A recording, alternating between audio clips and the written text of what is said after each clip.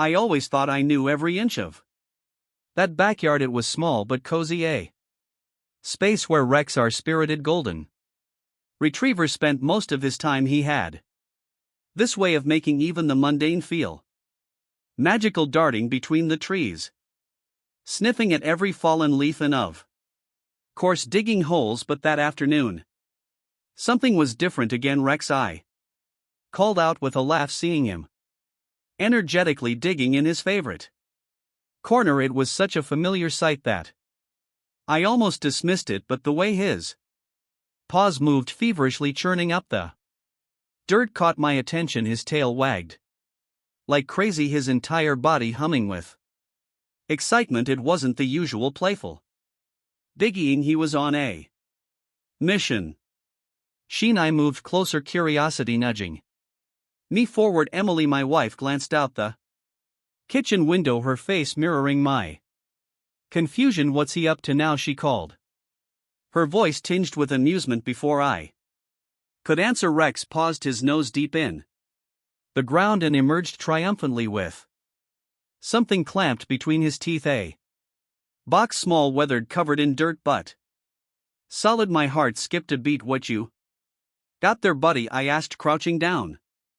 Rex wagged his tail harder, his bright eyes locking onto mine as if to say, "You're going to want to see this." That moment stayed with me, a mix of wonder and apprehension. I was about to reach for the box when I stopped. "Before we uncover the rest of this mystery," I said, turning to the camera with a knowing smile, "don't forget to hit that subscribe button. You won't want to miss what happens next." The box was heavier than it looked, its edges frayed with age. Emily joined me outside, brushing off her hands as James, our youngest, bounded out behind her. "What is it, Dad?" he asked, his voice brimming with excitement. Rex sat proudly beside me, his tail still wagging, as if he knew this was important. Emily knelt beside me, inspecting the box. "Where do you think it came from?" she asked, her brow furrowed.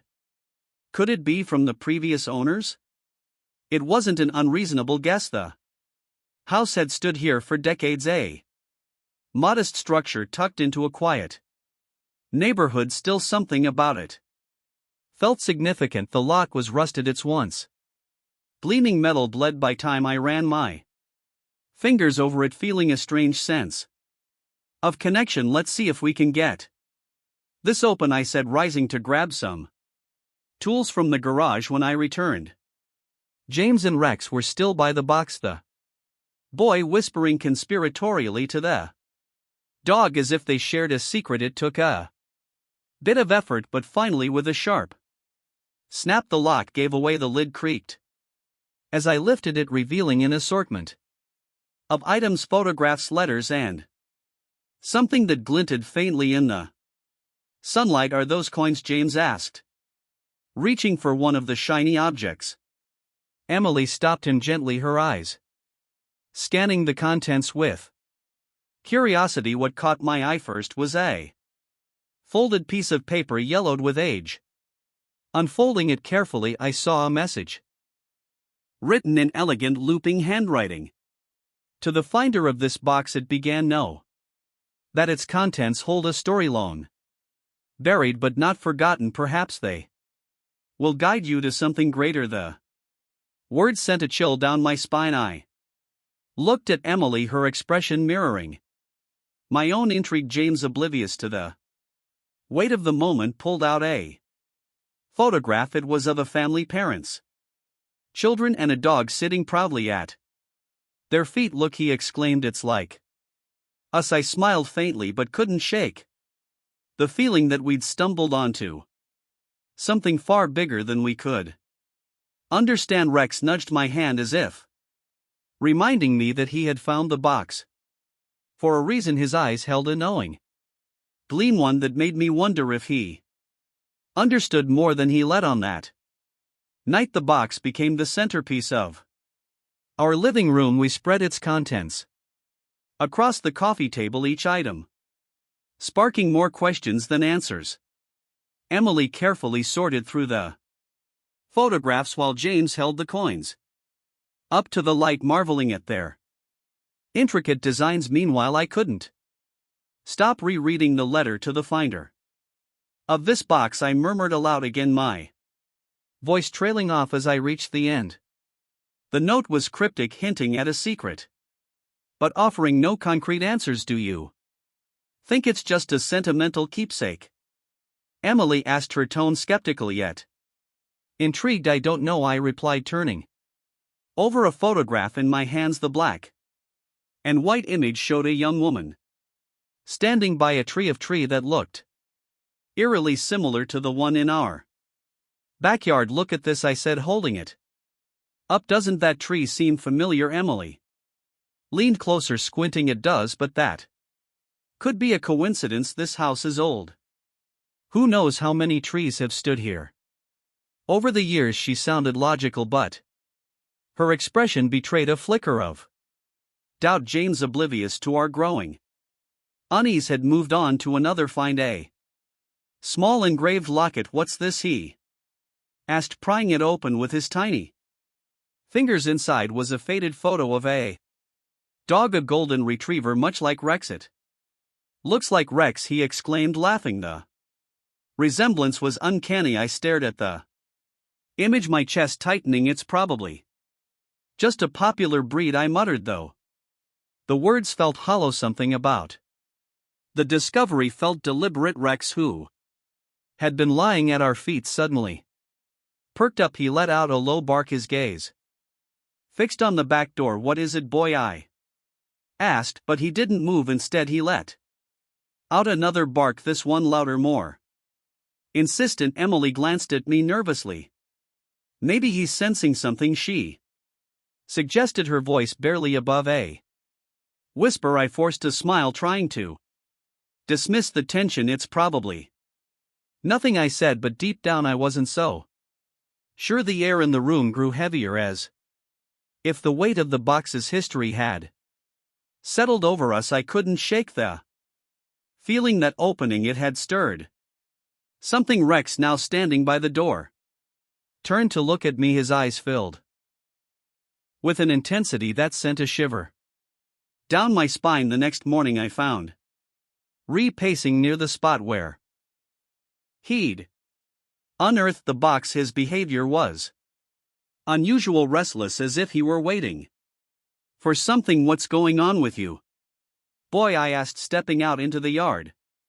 He barked in response, running to another corner and starting to dig again. Emily joined me, sipping her morning coffee. Hune's at it again, she said, her tone more curious than annoyed. Do you think there's more out there? I shrugged, watching Rex's claw at the earth with the same determination he'd shown before. James darted out moments later, energized by the prospect of another discovery. Let's see what he finds, he shouted, grabbing a small spade from the shed. Rex seemed to feed off his enthusiasm, his tail wagging as they dug side by side. I couldn't help but smile despite the lingering unease. It didn't take long for them to hit something. This time it wasn't a box, but a small metallic object rounded at the edges and tarnished by time. James picked it up, brushing off the dirt to reveal what looked like an old compass.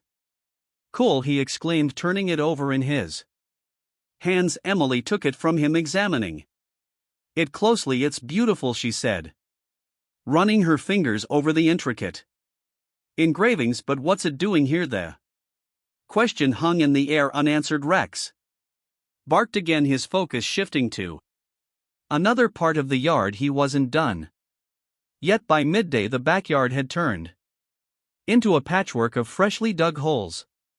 Each new find a rusted key, fragments of a porcelain plate, and an old tin soldier.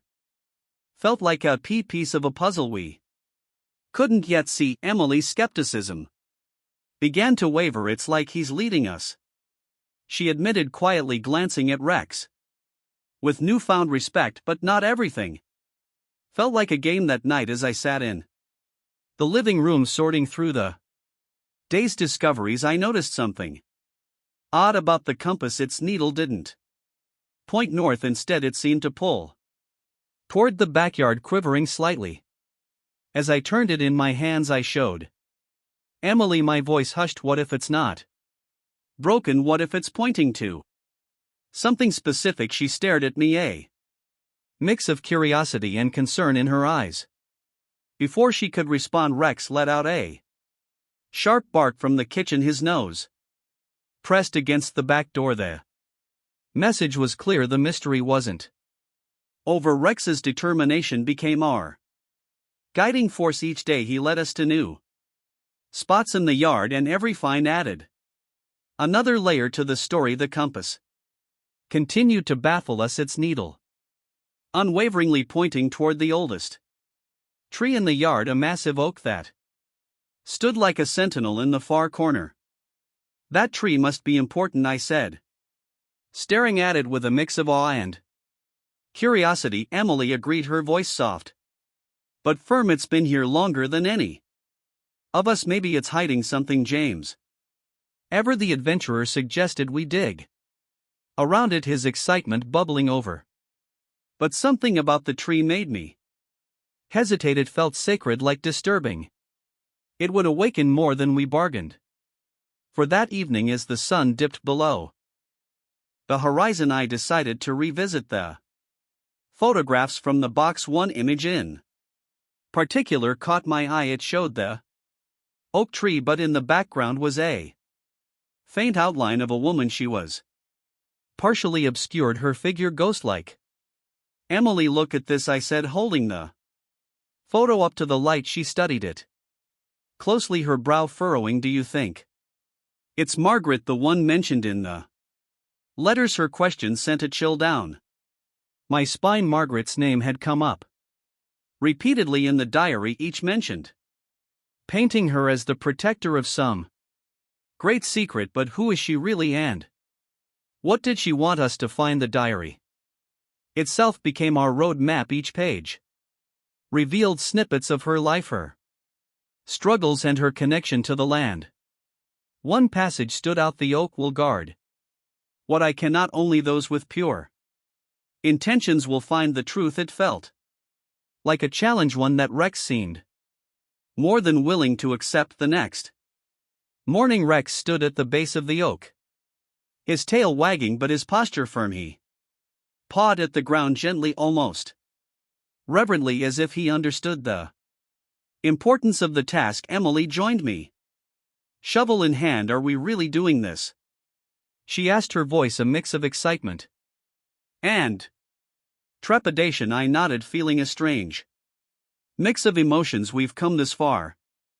Whatever's here, it's waiting for us. As we dug, the earth seemed softer, as if it had been prepared for this moment. Rex stayed close, his eyes fixed on the ground. It wasn't long before we hit something solid. James shouted, I see something. His voice was filled with wonder. We unearthed the small chest. It surface worn but intact, carved into the wood was a single word: truth. I ran my fingers over the engraving, my heart pounding. This was it. The moment we'd been led to the chest was heavier than it looked, its weight hinting at something significant. Inside, my hands trembled slightly as I wiped the dirt away. The word truth now gleaming faintly under the morning sun. Rex circled us, his energy a mixture of excitement and purpose, as though he understood we were on the brink of something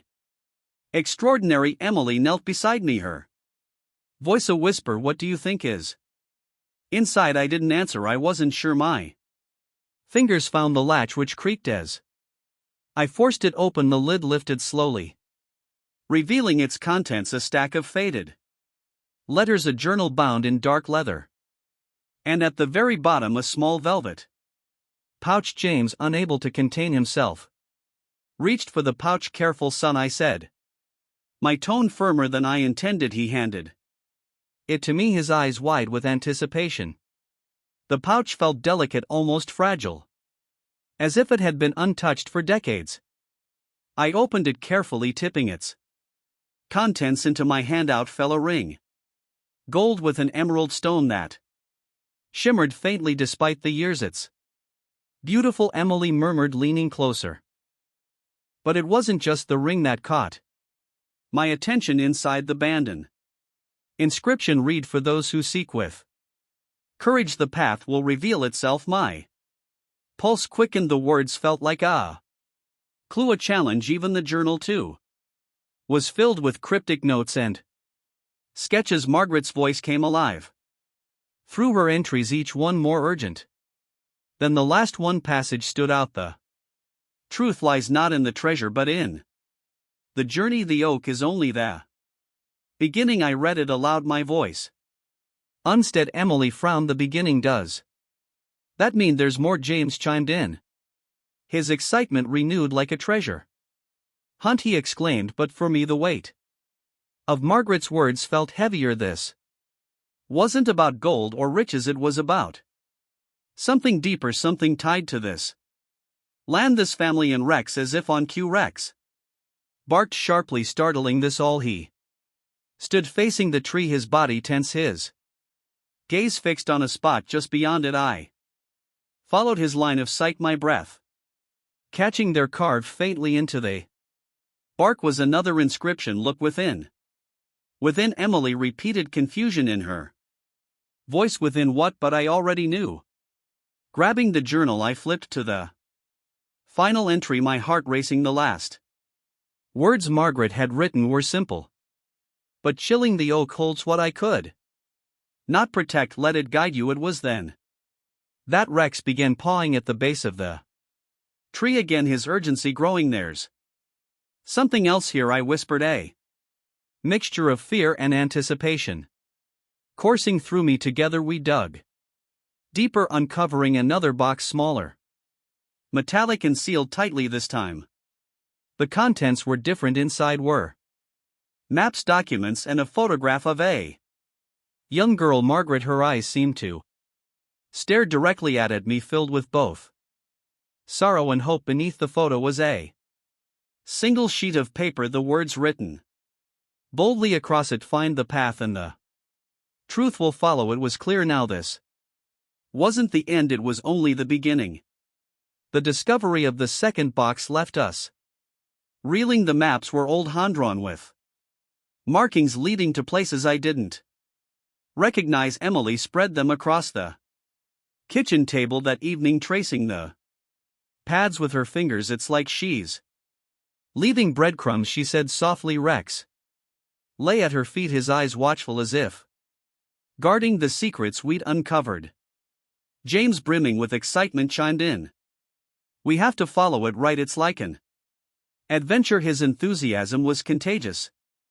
But I couldn't shake the feeling that this was about more than just an exploration. Margaret's words, the cryptic clues, everything pointed to something deeper, something personal. One map in particular caught my attention. It showed a route leading to a clearing just outside town, a place I'd heard about but never visited. Emily noticed my expression and placed a reassuring hand on my arm. "We should go," she said. "If this is what Margaret wanted us to find, we owe it to her and to ourselves." The next morning we packed the maps, the journal, and the photograph and set out for the clearing. Rex was at the center of it, all, his energy guiding us like a compass. When we arrived, the air felt heavy, charged with an unspoken anticipation. The clearing was serene, framed by towering trees with sunlight filtering through the branches and golden streams. Rex led us to the center, where an old stone marker jutted out of the earth. It was weathered, moss-covered, but the engraving was still legible. "For those who seek with courage," the same words as on the ring. My hands trembled as I touched the stone, feeling the connection to the past like a pulse beneath my fingers. As we examined the marker, we noticed a small indentation on its surface, perfectly sized for the ring. I slid it into place, and a faint click echoed through the clearing. The ground beneath us seemed to shift, and James gasped look, he cried, pointing to the sea of the marker where a hidden compartment had opened. Inside was a bundle of letters bound with a ribbon, and a small intricately carved box. I opened it with care, revealing a key, golden, ornate, and heavy with purpose. One of the letters explained its meaning. Margaret had hidden it to protect her family's legacy, a piece of history tied to the land we now called home. Emily's eyes filled with tears as she read the letter aloud. It spoke of love, loss, and the courage to face the unknown. This wasn't just about the treasure, she said, her voice trembling. It was about preserving something greater, a connection, a story. Rex sat beside me, his head resting against my leg. His presence was steady, grounding, as if he'd been guiding us toward this moment all along. I looked into his eyes, and for the first time I felt like I truly understood. This wasn't just Margaret's story, it was ours. Now too. The drive home was quiet, each of us lost in thought. The key, the letters, the ring may felt heavier now, not because of their physical weight but because of the story they carried. Margaret's life, her struggles, and her courage had woven a thread through time, pulling us into her world. Rex sat in the back seat, his head out the window, the wind ruffling his fur, as if he too was savoring the moment. Back home, we carefully placed the artifacts on the table, their presence a reminder of the journey we had taken. Emily brewed tea while James ran to grab his notebook, eager to write down everything he had experienced. I want to remember all of this, he said, his voice soft but resolute. That night, as the house fell silent, I found myself sitting beside Rex near the fireplace. He looked up at me, his golden eyes full of understanding. You knew, didn't you? I whispered, scratching behind his ears. His tail thumped lightly against the floor, a quiet affirmation. Somehow he had always known where to lead us. The next day we decided to share what we had found with the local historical society. They were thrilled not just by the items themselves but by the story they represented. Margaret's legacy would live on, her courage and wisdom preserved for others to discover. It felt like the right thing to do, but for us the journey wasn't just about the discoveries, it was about the bond we had strengthened, the lessons we had learned, and the love that had deepened. Rex had been the catalyst for it all, his unwavering loyalty and instinct guiding us when we needed it most. As I look out into the backyard now, watching Rex chase butterflies in the sunlight, I feel a deep sense of gratitude. He's not just a dog. He's a guardian, a companion, a reminder of the connections that make life meaningful. And every time I see him dig another hole, I can't help but wonder what other stories might be waiting for us, buried just beneath the surface.